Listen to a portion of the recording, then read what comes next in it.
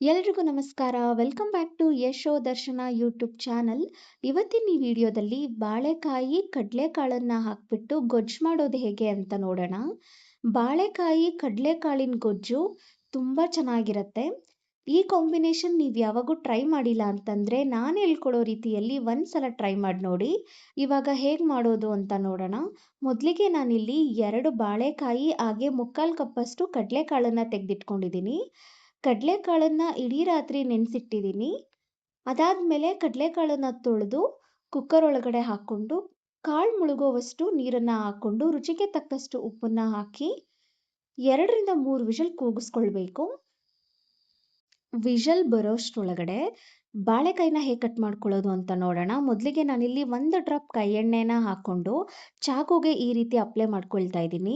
ಕೈ ಎಣ್ಣೆನ ಹಾಕ್ಕೊಂಡು ಬಾಳೆಕಾಯಿನ ಈ ರೀತಿ ಸಿಪ್ಪೆ ತೆಗೆದು ಕಟ್ ಮಾಡ್ಕೊಳ್ಳೋದ್ರಿಂದ ಬಾಳೆಕಾಯಿಂದ ಈ ಅಂಟಂತ ಏನು ಬರುತ್ತೋ ಗಮ್ ಟೈಪು ಅದು ಕೈಗೆ ಅಂಟ್ಕೊಳ್ಳೋದಿಲ್ಲ. ಈವನ್ ಚಾಕುಗೂ ಕೂಡ ಅಂಟ್ಕೊಳ್ಳಲ್ಲ. ಮತ್ತು ತರಕಾರಿ ಕಟ್ ಮಾಡ್ತಿರೋ ಮಣೆಗೂ ಕೂಡ ಅಂಟ್ಕೊಳ್ಳೋದಿಲ್ಲ. ನೀಟಾಗಿ ಈ ರೀತಿ ಕಟ್ ಮಾಡ್ಕೊಳ್ಬಹುದು. ಬಾಳೆಕಾಯಿನ ಕಟ್ ಮಾಡಿದ ತಕ್ಷಣ ನೀರೊಳಗಡೆ ಹಾಕ್ಕೊಂಡು ಇಟ್ಕೊಳ್ಬೇಕು. ಇಲ್ಲಾಂದರೆ ಬಾಳೆಕಾಯಿ ಕಪ್ಪಾಗತ್ತೆ. ಇದನ್ನು 1-2 ಸಲ ತೊಳೆದು ನೀಟಾಗಿ ಎತ್ತಿಟ್ಕೊಂಡಿದ್ದೀನಿ.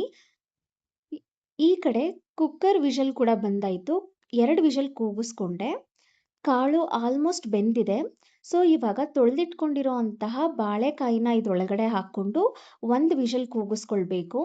ಬಾಳೆಕಾಯಿನ ತುಂಬ ಬೇಯಿಸ್ಕೊಳ್ಬಾರ್ದು, ಹದವಾಗಿ ಬೇಯಿಸ್ಕೊಳ್ಬೇಕು.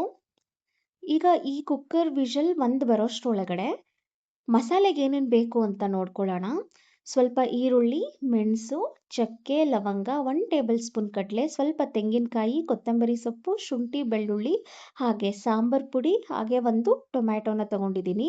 ಇದಿಷ್ಟನ್ನು ಹಾಕಿ ರುಬ್ಕೊಂಡು ಬರೋಣ ಈ ರೀತಿ. ಇವಾಗ ಹೇಗೆ ಮಾಡೋದು ಅಂತ ನೋಡೋಣ. ಸ್ಟವ್ ಮೇಲೆ ಒಂದು ಪಾತ್ರೆ ಅಥವಾ ಕುಕ್ಕರ್ನ ಇಟ್ಟು 2 ಟೇಬಲ್ ಸ್ಪೂನ್ ಎಣ್ಣೆನ ಹಾಕ್ಕೊಂಡು ಎಣ್ಣೆ ಬಿಸಿಯಾಗಿದ ನಂತರ ಸಾಸಿವೆ, ಜೀರಿಗೆ, ಒಣಮೆಣಸಿನ್ಕಾಯಿ, ಹಾಗೆ ಸ್ವಲ್ಪ ಈರುಳ್ಳಿ, ಕರಿಬೇವಿನ ಎಲೆ ಇದಿಷ್ಟನ್ನು ಹಾಕ್ಕೊಂಡು ನೀಟಾಗಿ ಫ್ರೈ ಮಾಡ್ಕೊಳ್ಬೇಕು. ಇದ್ರ ಜೊತೆಗೆ ರುಬ್ಬಿಟ್ಕೊಂಡಿರೋ ಅಂತಹ ಮಸಾಲೆನ ಹಾಕ್ಕೊಳ್ಬೇಕು. ಮಸಾಲೆದು ಹಸಿ ಸ್ಮೆಲ್ ಹೋಗೋವರೆಗೂ ನೀಟಾಗಿ ಫ್ರೈ ಮಾಡ್ಕೊಳ್ಬೇಕು. ಅದಾಗಿದ ನಂತರ ಕನ್ಸಿಸ್ಟೆನ್ಸಿನ ಚೆಕ್ ಮಾಡಿಕೊಂಡು ಎಷ್ಟು ನೀರು ಬೇಕೋ ಅಷ್ಟು ನೀರನ್ನು ಹಾಕ್ಕೊಳ್ಬೇಕು. ನಾವಿದನ್ನು ಗೊಜ್ಜು ಟೈಪಲ್ಲಿ ಮಾಡ್ತಿರೋದ್ರಿಂದ ಬಾಳೆಕಾಯಿ ಮತ್ತು ಕಡಲೆಕಾಳನ್ನು ಹಾಕಿ ಗೊಜ್ಜು ಟೈಪಲ್ಲಿ ಮಾಡ್ತಿರೋದ್ರಿಂದ ಕನ್ಸಿಸ್ಟೆನ್ಸಿ ಗೊಜ್ಜಿನ ಟೈಪಲ್ಲೇ ಇರಬೇಕು, ಸಾಂಬಾರು ಟೈಪಲ್ಲಿ ಇರಬಾರ್ದು. ಸೊ ಇಲ್ಲಿ ನೋಡಿ ಕನ್ಸಿಸ್ಟೆನ್ಸಿ ಕರೆಕ್ಟಾಗಿದೆ. ಇವಾಗ ಇದಕ್ಕೆ ಬೇಯಿಸ್ಕೊಂಡಿರೋ ಅಂತಹ ಕಡಲೆಕಾಳು ಮತ್ತು ಬಾಳೆಕಾಯಿನ ಹಾಕ್ಕೊಂಡ್ರೆ ಗೊಜ್ಜು ಟೈಪಿಗೆ ಬರುತ್ತೆ. ನೀಟಾಗಿ ಮಿಕ್ಸ್ ಮಾಡಿಕೊಂಡು ರುಚಿಗೆ ತಕ್ಕಷ್ಟು ಉಪ್ಪನ್ನ ಹಾಕ್ಬಿಟ್ಟು ಒಂದು 5ರಿಂದ 10 ನಿಮಿಷ ಮೀಡಿಯಂ ಫ್ಲೇಮಲ್ಲಿ ಕುದಿಸ್ಕೊಂಡ್ರೆ ರೆಡಿ ಆಗುತ್ತೆ ಬಿಸಿ ಬಿಸಿ ಬಾಳೆಕಾಯಿ ಕಡಲೆಕಾಳಿನ ಗೊಜ್ಜು.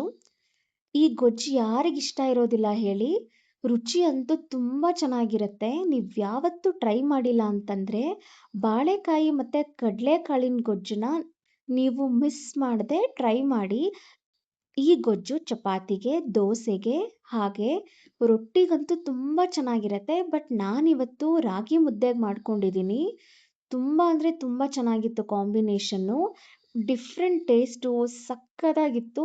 ನೀವು ಕೂಡ ಈ ಟೇಸ್ಟನ್ನು ಖಂಡಿತ ತಪ್ಪದೆ ನೀವು ಕೂಡ ಟೇಸ್ಟ್ ಮಾಡಿ ಅಂತ ಹೇಳ್ತೀನಿ. ಐ ಹೋಪ್ ಈ ರೆಸಿಪಿ ನಿಮ್ಮೆಲ್ರಿಗೂ ಇಷ್ಟ ಆಯಿತು ಅಂತ ಅಂದ್ಕೊಳ್ತೀನಿ. ಇದೇ ರೀತಿ ಈಸಿ, ಕ್ವಿಕ್ ಆ್ಯಂಡ್ ಹೆಲ್ತಿ ರೆಸಿಪೀಸ್ಗೋಸ್ಕರ ನನ್ನ ಯೂಟ್ಯೂಬ್ ಚಾನಲ್ನ ಸಬ್ಸ್ಕ್ರೈಬ್ ಮಾಡೋದನ್ನ ಮರಿಬೇಡಿ. ಈ ರೆಸಿಪೀಸ್ ಎಲ್ಲ ನಿಮ್ಗೆ ಇಷ್ಟ ಆದರೆ ನೀವು ಕೂಡ ರುಚಿಯಾಗಿ ಮಾಡ್ಕೊಳ್ಳಿ, ತಿನ್ಕೊಳ್ಳಿ. ಹಾಗೆ ನನ್ನ ಯೂಟ್ಯೂಬ್ ಚಾನಲ್ನ ಸಬ್ಸ್ಕ್ರೈಬ್ ಮಾಡ್ಕೊಳ್ಳಿ.